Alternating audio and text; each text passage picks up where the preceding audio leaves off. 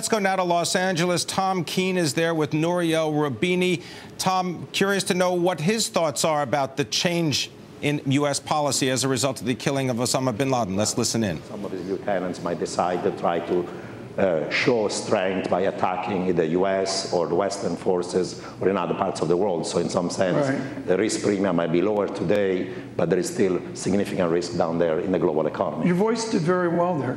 Nouriel's a little bit under the weather. He sounds like Tom Keene, which is a bad thing. Yeah, and a bad cold.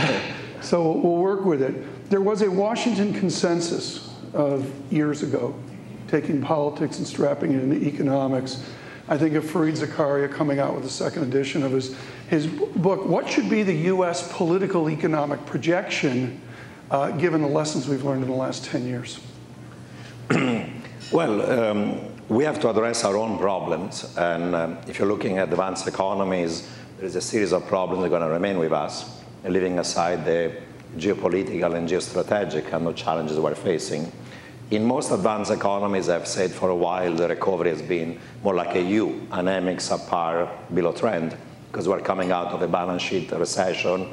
We have excesses of debt and leverage in the household sector, in the financial system, in the government sector, both state and local and central level. That's a problem in the US, that's a problem in the Eurozone, that's a problem in Japan, that's a problem in most advanced economies.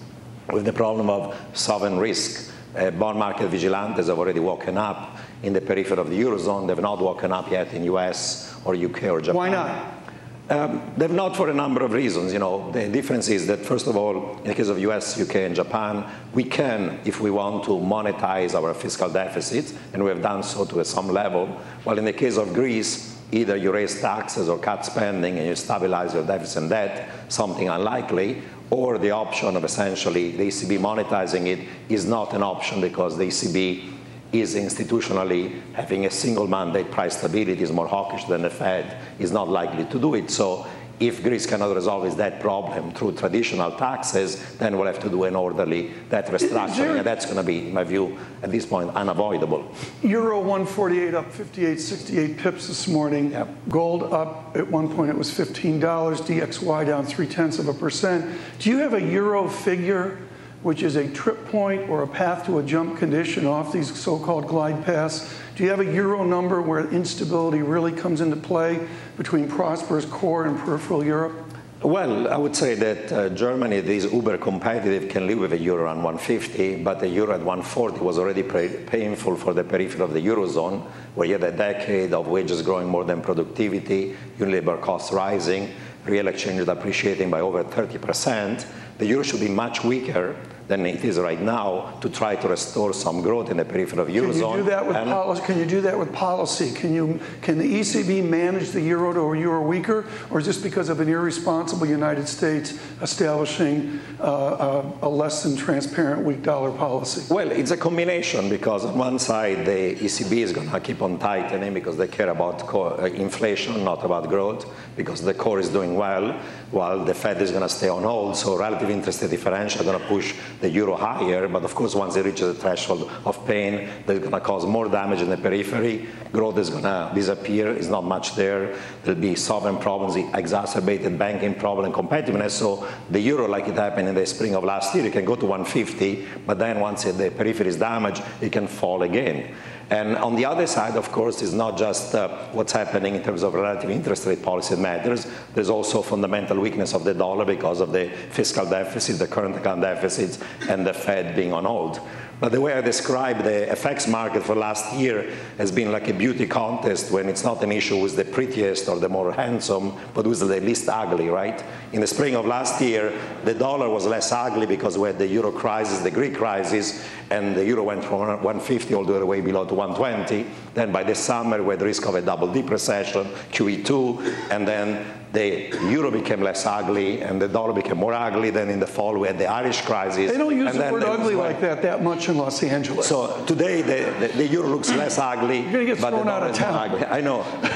Today, that's not the case. But it's really a beauty contest about the least ugly, and that swings over time depending on relative growth concerns, fiscal, financial crisis, sovereign debt, interest rate policies. You know, the point is that all the major currencies have reasons to be weaker, The U.S. needs a weaker dollar to grow its exports. The Eurozone needs a weaker euro to grow the exports of the periphery. The UK needs a weaker pound to grow its exports. Japan needs a weaker yen to grow its exports. The trouble is that not all currency can be weak relative to each other. Well, it's the classic race to the bottom. Who's going to be the grown-up in the room? Christian Lagarde talks about a need for grown-ups, a time for grown-ups. Is that going to be China leading? Who leads here? Certainly not China, because in this fundamental, for example, exchange rate game, the currencies that should be appreciating are those that are undervalued with large current account surpluses, while the ones that should be depreciating are US, UK, and other countries that had a bubble, went bust, and now need net export growth, given the domestic demand is going to be anemic with the balance sheet retrenchment. The trouble is that China is resisting its currency from appreciating, is doing it very, very gradually. China is shadowing the US dollar, and then every other emerging market in the world, not just in Asia, but also in Latin America, they say, if China resists appreciation of its currency, I don't want to lose market shares to China in third markets, and I don't want a flood of cheap Chinese goods destroying my own import competing sectors. So everybody's shadowing China. So the adjustment of exchange rates should occur, EM currency appreciating, advanced economies weakening relative to EM, so that we have global rebalancing is not occurring. We're 9 minutes into this, and I'm completely off script. I don't know where to go here. Barry Eichengreen, Berkeley. I'll mention some books through the session. The book of the year so far, Exorbitant Privilege, Barry Eichengreen, Berkeley. At the end of it, he says the U.S. has to grow up and solve our dollar challenges and our economic challenges and not wait for China to do it for us. Do you agree?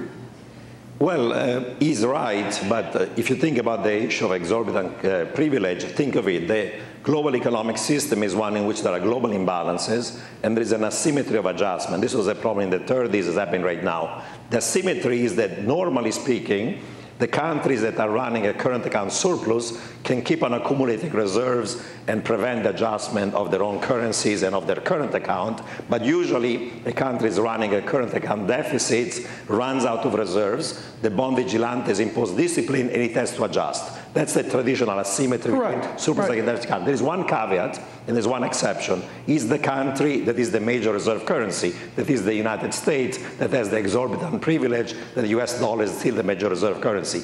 In the case of the US, because we are the major reserve currency, that asymmetry does not occur, and we can run larger deficits for longer. If the US had been any emerging market economy with twin deficits, would have had a nasty collapse of its own currency a long time ago. That's not happening, and therefore there is this asymmetry of adjustment, and there is this exorbitant privilege. So telling the US you should grow up is not enough. If the markets are not imposing discipline because of the role of the US dollar, then things are going to be unsustainable for longer than otherwise. In 1914, William Barnett has a great short read on this. Tom Keene and Nouriel Roubini live from the 14th annual Milken Conference in Los Angeles. More with that conversation. And Tom Keene is in Los Angeles at the 14th annual Milken Global Conference. Let's rejoin his conversation with NYU economist Nouriel Roubini. Well, I made an argument that in China today, fixed investment is 50% of GDP, and consumption is only 35% of GDP, and it's been falling, and investment is rising. So the model of growth of China, net export-led growth, and more fixed investment, infrastructure, real estate, manufacturing is not sustainable, because no country in the world can be so productive. You take half of GDP, you're investing every year into new capital, and eventually you're not going to have, one, a huge NPL problem, two, you're not going to have a hard landing because of overcapacity. Historically, every case of an overinvestment boom has ended up in a hard landing. The Soviet Union, Latin America in the 70s, East Asia in the 90s. There's then been any case of a return from an overinvestment boom that has led to a soft landing. I don't expect that hard landing in China to occur until after 2013, because by next year we have a change in political leadership, and that's going to be delicate. They're going to do everything to maintain 8% growth, but certainly the model of growth of China has to change. There is a risk. And if there is a hard landing in China, China could become more xenophobic, more nationalistic, more aggressive to the rest of the world. Take a sip of tea. Yeah. I need one. Yeah. Okay, I'm going to get back on script here. I wanted to say something more about the role of R&B. Now, on the role of the R&B, I would say the following thing. I wrote a year ago an op-ed for the New York Times that was titled The Almighty R&B, in which I argued that over the next 20 years, not the next 10 years, the RMB could become a major reserve currency. Maybe not a substitute for the US dollar, but it's going to be one. And if you think about it, I say 20 years because for becoming a major reserve currency, you need 4 key factors: a more flexible exchange rate. You need liberalized capital controls on inflows and outflows. You have to develop deep capital markets that are open domestically. And you have also to have deep and liquid markets for your own local currency denominated debt. Okay. I would say, I said the next 20 years, but in the last year, China has done so much to internationalize the role of the RMB as a unit of account, as a means of payment. Where's the capital mobility? So that capital mobility is going to occur slowly. They're going to do it gradually. I think it's going to happen after 2012. But for example, now they're creating an RMB-denominated market in Hong Kong that will become significantly important. So they're doing it by pushing it offshore rather than inshore. Eventually, of course, those capital liberalization is going to occur gradually and slowly, but the Chinese have actually accelerated the pace at which they're making the RMB a more international currency. I'll buy much that. faster than I ever expected in the last 12 months. In many ways. More in our conversation during the day. Nouriel Roubini, Tom Keene live at the 14th Annual Milken Conference in Los Angeles.